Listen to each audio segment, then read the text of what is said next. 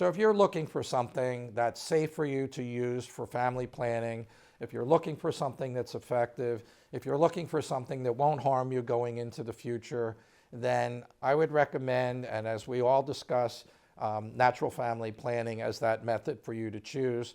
However, a lot of people looking for a fertility awareness-based method, and they look for statistics that document the effectiveness of these. And so I'll turn it over to you, Mike, to talk a little bit about the statistics from the literature that you've worked with and the research that you've done to show us the facts and figures that there is science behind natural family planning. Yes, we can get a sense of the effectiveness of NFP and contraceptives by looking at the large studies in actual populations. In other words, what's really happened in the real world. But before we jump into the numbers, we've got to step back a bit and talk about how effectiveness is measured. In research, these things are called unintended pregnancies because they're pregnancies that happen because people are taking something to prevent a pregnancy and they got it. The contraceptive literature calls these unintended pregnancies failures. But when you understand all the things that have to go right to make a baby and have it come out with 10 fingers and 10 toes, it's really more of a miracle. That's why I like to use the term unintended pregnancy. So we measure unintended pregnancies two ways. There's perfect use and typical use.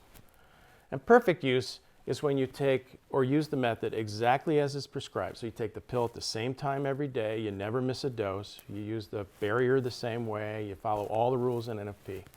Unfortunately, very few of us in this world are perfect every day. So the other way to look at it is typical use. And that's what includes both those perfect days and those not so perfect days when we forget to do things exactly right. So if we look at typical effectiveness for contraceptives, the pill has an unintended pregnancy rate of about 6 to 9% in typical use. That means for about every 100 women who start taking a pill, 6 to 9 of them are going to be pregnant within a year, even though they didn't want to be.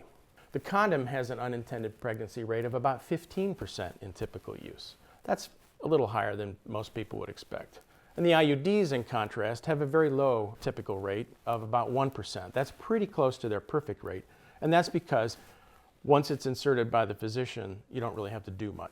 Now, when we turn to natural family planning methods, they have effectiveness rates. They're in the same range as the pill or the condom. I was part of a team that reviewed over 30 studies of specific NFP methods, and what we concluded from this is a number of things. The modern calendar-based methods, called standard days, has about an unintended pregnancy rate of around 12%. The mucus-only methods have an unintended pregnancy rate of about 10 to 22% or so. And the symptothermal method, as taught by Couple to Couple League, and the Marquette model, when it uses the hormone monitor alone, have typical rates of unintended pregnancy rate of less than 5%. So that's at least comparable and possibly even a little better than hormonal contraceptives.